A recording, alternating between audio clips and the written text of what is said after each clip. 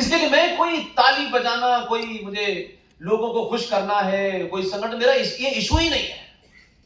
मैं चाहता हूं इस हॉल में बैठा हुआ हर वो आदमी जो मेरे किसी आर्गुमेंट से, मेरे किसी फैक्ट से, फिगर से दूसरी राय रखता है, तो मैं आसाम में अगले 48 घंटे तक हूं। मुझे कहीं भी पकड़ के कहिएगा ये आपने शुद्ध रूप से गलत है, साबित कर दे। मैं कल का फंक्शन बगैर बोले वापस चला जाऊंगा। मेरे एजेंडे में कुछ भी ऐसा नहीं है जो मैं या हमारी टीम का कोई सदस्य अपने रहते हुए प्राप्त करना चाहता हूं। इसलिए जब आपको सच समझ में आ जाता है तो आपसे ज्यादा खतरनाक समाज में कोई नहीं होता। लोग डरते हैं उस तलवार लेके चलने वाले से जो डरपोक कायर लोग, 1400 साल पहले ऊंट की पीठ पे खड़े होकर खजूर तोड़ने वाले लोग, जहां रेगिस्तान था, उस रेगिस्तान में रहने वाले लोग हमें बता रहे हैं कि ज्ञान व्यापी में फव्वारा है। वो कहते हैं कि ताजमहल हमने बनाया है। एक टूटी दीवार नहीं मिलेगी अफगानिस्तान से लेके पूरे अरब में, लेकिन ताजमहल उन्होंने बनाया है। 2-4 ताजमहल दिखाएं कहीं अरब में बन रहे हो। इसे कहते हैं झूठे नैरेटिव को चलाना। हमने जो महापाप किया है वो सबसे बड़ा पाप यह है कि हमने बोला, कथाकारों ने बोला, हिंदू समाज के ठेकेदारों ने बोला, क्योंकि सबको अपनी दुकान चलानी है, लिहाजा ऐसी बात करो कि नाराज ना हो। सबसे बड़ा जघन्य अपराध भारतीय सनातनी हिंदू समाज के साथ हुआ कि कहा गया सारे धर्म बराबर हैं। जरा 2 बार सोचिएगा, दोहराइएगा अपने मन में कि सारे धर्म बराबर हैं। यह दुनिया का सबसे बड़ा झूठ है। और आप क्यों कहते हैं? मैंने कहा ना कि कायर यानी जो आदमी डरपोक होता है, लालची होता है, यह साइंटिफिक तरीके से बता रहा हूं मैं। जब आप लालची होते हैं तो आपका सेकंड स्टेज यह होता है कि लालची आदमी इस बात की चिंता में परेशान रहता है कि अगर मैंने कुछ सच बोल दिया तो मेरे लालच की जो प्रवृत्ति है वो मुझे नहीं मिलेगी। लालची आदमी सबसे पहले कायर हो जाता है, और कायर मनुष्य शत्रु का सामना नहीं करता, उससे समझौता करता है।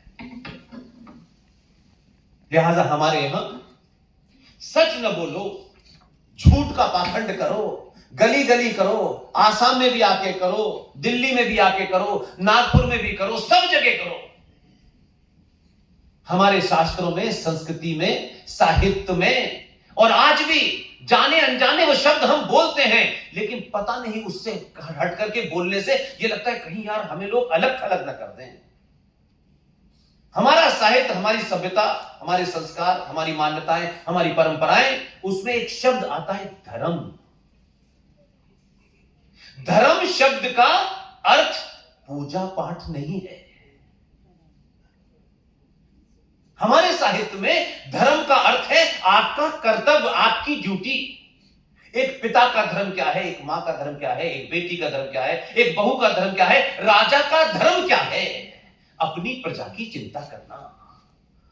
लेकिन मक्कार लोगों ने, ठेकेदारों ने यह शब्द की परिभाषा अगर इतनी भी ठीक कर दी होती तो आज सनातनी हिंदू इस देश के अंदर उनको चौराहे चौराहे कोई कन्हैया को मार रहा है, कोई नुपुर शर्मा को धमकी दे रहा है, कोई कृष्ण भड़वार को मार रहा है, कोई रूपेश पांडे को मार रहा है, कोई अंकिता को मार रहा है, कोई निकिता को मार रहा है, और 56 और 25-35 टुकड़ों में हमारी हिंदू लड़कियां लौट के आ रही हैं। ये इसलिए कि हम झूठ बोलते हैं। इसलिए क्या कहा गया कि रिलीजन शब्द का उर्दू में मतलब है मजहब। हिंदी में धर्म नहीं है, हिंदी में है उसका मतलब पंथ। लेकिन पूरे भारतीय समाज को सेकुलरिज्म, धर्मनिरपेक्षता के बारे में इतना बड़ा झूठ है कि मैं कभी कभी सोचता हूं कि मैं तो कोई बहुत बड़ा फिलोसोफर नहीं हूं भाई, लेकिन एक रट लगी हुई है, भारत धर्मनिरपेक्ष है, हम सेकुलर हैं। शब्द सेकुलर कहां पैदा हुआ, किस परिस्थिति में पैदा हुआ, उसके बारे में भी हमारे एक्रेडिटेशन नहीं बता रहे। यूरोप में राजा जब राज करता था तो वो चर्च से गाइडेंस लेता था। तब वहां बहुत सारे ऐसे लोगों ने एक मूवमेंट चलाया कि राजा जब चर्च से गाइड होता है और चर्च से जब गाइड होगा तो जो चर्च में बिलीव नहीं करते, राजा उनके साथ कैसे बराबर का व्यवहार करेगा। लिहाजा उन्होंने कहा कि राजा सेकुलर होगा, यानी राजा का कोई फिर गलती, राजा का कोई मजहब नहीं होगा, राजा का अपना कोई मजहब नहीं होगा, इसलिए राजा को हमने सेकुलर बनाया। फिर हमारे यहां पे, और जब उसकी परिभाषा हमारे यहां दी गई तो महान एक विद्वान थे, जब शुरू में दिल्ली में पत्रकारिता करने आया, तो जब आप शुरू में आते हैं तो दिल्ली में आपके सीनियर आपको बहुत भगाते हैं, यहां चले जाओ वहां चले जाओ। उस जमाने उनसे मुलाकात हुई, उस जमाने मुझे इतनी सारी बातें नहीं पता थी, लेकिन वो बात मेरे आज तक अटकी रही। वो अब नहीं है जीवित। उनका नाम था LM सिंघवी साहब। LM सिंघवी साहब ने जब ये मुझे बताया कि जब ये सेकुलर शब्द, जिस वक्त में ये डिबेट हो रही थी कॉन्स्टिट्यूंट असेंबलीज की, उस वक्त भी इसके बारे में कुछ लोगों ने कहा कि सेकुलर शब्द जो है भारत को होना चाहिए, तो उसमें बहुत सारे लोगों ने विरोध किया। उसमें अयंगर जी भी थे, उसमें पटेल जी भी थे, उसमें अंबेडकर भी थे। लेकिन हमारे ठेकेदारों ने हमको 70 साल में यह नहीं बताया कि सेकुलर शब्द की जब बहस चल रही थी तो अंबेडकर साहब ने क्या कहा। हम अंबेडकर साहब के संविधान की बात तो करते हैं, लेकिन Ambedkar was the first person जिन्होंने यह कहा भारत की भूमि अनादिकाल से यहां अनेक मत आए, अनेक दूसरे मजहब और मानने वाले आए, लेकिन भारत की भूमि में आए वो यहीं रचे बसे। उन्होंने अपने आप को बड़ा किया, अपने अपने पंथ को माना, लेकिन आज तक भारत की भूमि में किसी का पंथ ये है या किसी का मत ये है ये कह के हत्या नहीं की गई। लिहाजा भारत की भूमि में और भारत के जनमानस के खून में सेकुलरिज्म हजारों साल से है, इसलिए इस शब्द की भारत के संविधान को आवश्यकता नहीं है। ये बात अंबेडकर ने कही, लेकिन ये नहीं हुई। और क्या हुआ कि जो लोग अंबेडकर के मानने वाले हैं, जो अंबेडकर को दिन रात सर पे उठाए घूमते हैं, उन्होंने कभी यह सवाल नहीं पूछा कि भाई ऐसी क्या जरूरत पड़ गई कि अंबेडकर का संविधान 1950 में बना और मात्र 24 साल के अंदर क्या मजबूरी हो गई कि भारत के संविधान में आपने, जब देश के तमाम नेता, तमाम बड़े इंटेलेक्चुअल्स जेल के अंदर थे, तो रात के अंधेरे में आपने बिना किसी को सूचित किए हुए आपने यकायक भारत के संविधान के प्रियम्बल, दुनिया में जितने संविधान हैं उन संविधानों के अंदर समय समय पर काल परिस्थिति के हिसाब से अमेंडमेंट होते रहते हैं। संविधान होता ही इसलिए है, लेकिन उसका जो प्रियम्बल होता है, वो अक्षुण होता है, वो वर्जिन होता है, उसमें बदलाव कभी नहीं होता। लेकिन 76 में किस एजेंडे के तहत आपने भारत के संविधान के प्रियम्बल में ये आपने डाला कि भारत सोशलिस्ट और सेकुलर है। क्या जरूरत पड़ गई थी भाई? 76 में तो ना RSS सरकार में थी, ना विश्व हिंदू परिषद सरकार में थी, ना बीजेपी थी, ना जनसंघ थी, लेकिन हो गया। कोई बोला नहीं भाई कि अंबेडकर के संविधान को तो इन्होंने बदला है, ये तो बेचारे गलतफहमी में बदनाम है कि ये आ जाएंगे तो गॉडसे का संविधान चलेगा। अच्छा ये भी चल नहीं रहा है, अच्छा ये भी नहीं चल रहा है। अभी जो चल रहा है वही कितना खतरनाक है उसके बारे में बहुत सारी चर्चा हो सकती है। इसलिए मैं सिर्फ ये कहना चाहता हूं कि आपके मुद्दे क्या होने चाहिए, आप किन विषय की लड़ाई लड़ रहे हैं। एक सरकार को हटाना, एक नेता को हटाना, एक पार्टी को हटाना, ये तो ठीक है, चलता रहेगा। इसलिए जब आपने लिखा ना नेशन फर्स्ट, इसलिए मैं इस पर ज्यादा फोकस करता हूं। आज भी भारतीय समाज ये समझ नहीं पाया, न समझाने की कोशिश की गई। इसलिए मुझे कभी लगता है कि सबने मिलकर ये एक जघन्य अपराध किया है भारत के भोले भाले समाज के सामने। पहले तो उन्होंने अपने आप को बड़ा कर लिया कि हम बहुत बड़े हैं, फिर हम जो कहेंगे वही आप नहीं बढ़ रहे। देश और राष्ट्र ये दो अलग अलग चीजें हैं, बिल्कुल अलग अलग है। और बहुत आसान है देश चलता है संसद से, संविधान से। संविधान अच्छा है बुरा है ये डिबेट नहीं हो रही है। देश चलता है पुलिस से, सेना से। देश कहते हैं कि जमीन के टुकड़े को, उस जमीन के टुकड़े को बचाने के लिए सेना होती है, चलाने के लिए संसद होती है, संविधान होती है, न्यायपालिका होती है, पुलिस होती है, तमाम अलग अलग किस्म के नियम कानून होते हैं। वो नियम कानून अच्छे हो बुरे हो ये एक अलग विषय है, लेकिन इसी से देश चलता है। चलता है कि नहीं चलता? प्रधानमंत्री को शपथ ले, हर आदमी की एक शपथ है, वो किसी ना किसी रूल और कानून से बधाए, उसे देश कहते हैं। राष्ट्र क्या है? इसलिए आप सब जिस तरफ भाग रहे हैं, ये पूरा देश भाग रहा है, सनातनी हिंदू जिस तरफ भाग रहे हैं, मैं आपको रोकना चाहता हूं कि 1 मिनट रुकिए और जरा सोचिए, और जब सोचेंगे तो आपको उसका हल मिल जाएगा। राष्ट्र क्या है?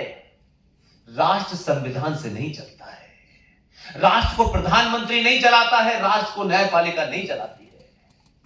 राष्ट्र मेरी आस्थाओं से, परंपराओं से, सरोकारों से चलता है, और राष्ट्र को समाज चलाता है। मंदिर कब जाना है कब नहीं जाना ये मेरी आस्था का प्रश्न है, ये भारत की कोर्ट नहीं तय कर सकती। शबरीमला में कैसे पूजा होगी नहीं होगी ये मेरी आस्था का प्रश्न है, इसमें सुप्रीम कोर्ट का कोई दखल नहीं। दहीहांडी की लंबाई कितनी होगी, जलीकट्टू पे कितना पानी पड़ेगा, महाकाल पे कितना पानी डालना चाहिए, ये भारत की सरकार और न्यायपालिका का काम नहीं है। अगर भारत राष्ट्र के प्रति कोई आखिरी शब्द अगर हमें किसी से प्राप्त करना है और उसमें कोई विवाद हो गया है, चाहे वो जलीकट्टू का विवाद हो, चाहे दहीहांडी का विवाद हो, चाहे महाकाल पे पानी, उस विवाद के निपटारे के लिए आखिरी अथॉरिटी है शंकराचार्य। ये शंकराचार्य क्या है कि वो तय करेंगे कि ये ऐसा नहीं ऐसा होना चाहिए। मैं काले कोट पहन करके सुप्रीम कोर्ट में हर बात पे ज्ञान देने वाले कि शबरीमला में जेंडर जस्टिस नहीं हो रहा है, ये जजों का काम नहीं है। और आप चुप रहते हैं, इसलिए आपके ऊपर तो जजमेंट दे देते हैं। जब हमारे एक साथी ने कोर्ट में गया, उनका माय लॉर्ड, आपने कहा है कि शबरीमला में जेंडर जस्टिस नहीं है, आपको लगता है क्या यही फैसला मस्जिद में लागू होगा? बोले नहीं नहीं नहीं, इससे आपका क्या लेना देना है। जिस दिन मस्जिद पे फैसला देंगे उस दिन जज साहब के साथ जस्टिस नहीं होगा, ये ध्यान रखिए। वो ये जानते हैं, इसलिए आप चुप हैं क्योंकि आपने तय कर लिया है। हमें क्या फर्क पड़ता है, जो दिल चाहे कह दो, जो दिल चाहे कर दो, हो जाएगा, ठीक है। कोई 400 साल पहले आके तोड़ के चला गया है मस्जिद, कोई आज तोड़ रहा है, कोई कल तोड़ रहा है, कोई आपकी जमीन हड़प रहा है, कोई कुछ भी कर रहा है, आपको कोई मतलब नहीं है। आपको सिर्फ इतना ही मतलब है, मेरा बेटा मेरी बेटी बड़ा कोर्स करे और ज्यादा पैसे हो तो अमेरिका में जाके 20 लाख का पैकेज ले, मेरा बेटा आईएएस बन जाए, पीसीएस बन जाए, एक कार की जगह 4 कार हो जाए, शर्मा जी से 3 कार ज्यादा होनी चाहिए, मकान 4 होने चाहिए। इस भौतिक उसके अलावा आपकी सोच ही नहीं, इसलिए ना आपका मकान बच रहा, ना आपकी बेटी बच रही, ना आपके संस्कार बच रहे, क्योंकि आप लड़ाई कुछ और लड़ रहे हैं। इसलिए विष्णु भाई ने जो बात कही, ये एक सिलसिला है, ये सभ्यताओं का क्लैश है, ये सभ्यताओं का युद्ध है। ये सभ्यता कौन सी सभ्यता रहेगी, गला काटने वाली या गला जोड़ने वाली? इसलिए इस युद्ध में ब्राह्मण ठाकुर बनिए का कोई स्थान नहीं है। और किसी बड़े बड़े कथावाचक ने, आप सब जानते मेरी क्या बैकग्राउंड है, किसी कथावाचक ने, किसी बड़े इंटेलेक्चुअल ने, बड़े से बड़े नेता ने, क्योंकि वो इतना ज्यादा स्वार्थ में डूबा है, कभी आपसे एक बात नहीं की कि हम ये ब्राह्मण है, ये ठाकुर है, ये बनिया है, भारत भूमि, इसका इतिहास पढ़ लें। अनादिकाल से भारत भूमि कर्म प्रधान भूमि रही है, जाति प्रधान नहीं रही।